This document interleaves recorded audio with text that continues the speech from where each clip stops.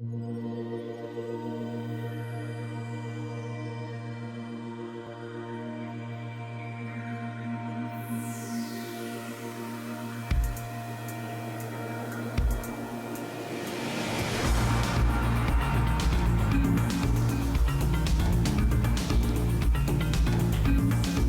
about playing humans and the psychology involved in it, now for a long time, a lot of these elite tournaments have the same players. So you've been playing amongst each other.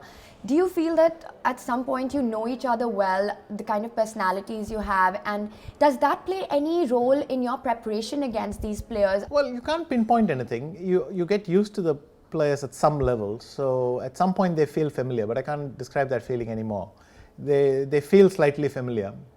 And that's more obvious to you when you play someone completely different, because then it hits you that you're not able to predict or something, you're not able to guess what they're going to do next. Players themselves keep adapting. Everyone goes back, tries to change a few things and comes, so they're also not showing the exact same face over and over. What separates, say, the top grandmasters from the world's very elite players? The ability to take slightly better decisions at crunch moments. I think there's a hell of a lot of depth in chess, and it's much harder to pinpoint this gap. As you'll see in a tournament like Gibraltar, that gap isn't that big.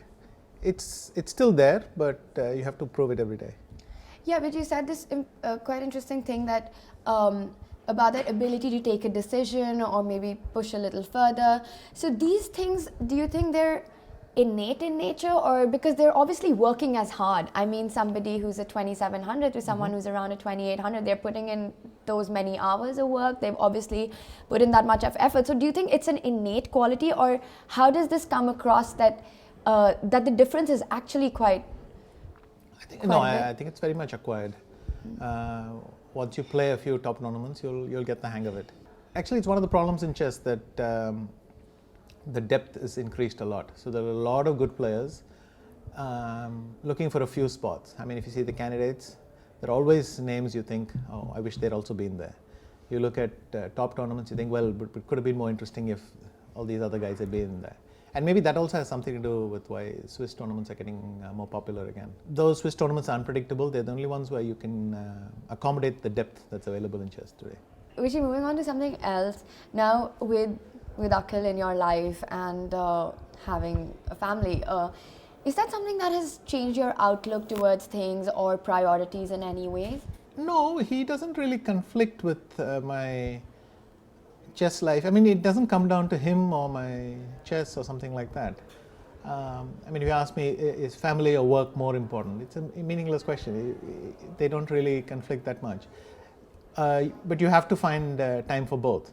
But I enjoy it a lot. It's a very special experience. I have so much fun with him, and in a way, he's also a kind of stress buster. And has he taken to chess at all? He likes we gave him a chess set in pieces, and he likes that. He'll set up the pieces very well and so on. But so far, he's not gotten very far. I mean, he's learnt a few of the rules, but he's into lots of other things. What is your opinion and take on this whole chess in schools and chess with kids becoming? Do you believe that it's actually something that helps you, besides even if you decide not to take it up as a profession? It trains certain very obvious skills. I mean, just to repeat what they are. One of the first things every chess player learns is you can't take back something. So it forces you in a habit which is especially not natural to kids.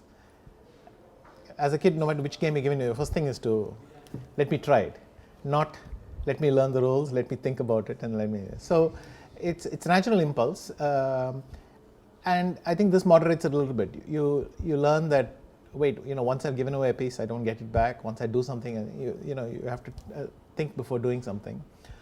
So to weigh your decision making. Then slowly it trains your memory, because you're forced to recall, you're forced to organize games, see them, try to understand what's relevant, apply them, all that. Your ability to sit and work on one problem without multitasking and so on. So at a chessboard, things like this are very useful, and it turns out they're very useful for your studies as well, because it's a very similar thing. Even in studies, when you're learning your subject, the learning process is very similar. So it also gives a lot of confidence to children. I mean, sometimes when they played a good chess game, they'll go back to their school and they'll feel more confident about dealing with that. That helps as well. So I'm a strong supporter. You know, we have the NIT Mind Champions Academy in India, 17,000 schools, 1.5 million students. So we are implementing this project for 13 years already, and it's really one of my legacies that I hope to keep building on. Do you also do anything to keep yourself? Do you see the connection between being absolutely physically fit, the stamina required now? Yes, I do. I pay some attention to my fitness. I try to do something, if not every day, every other day. But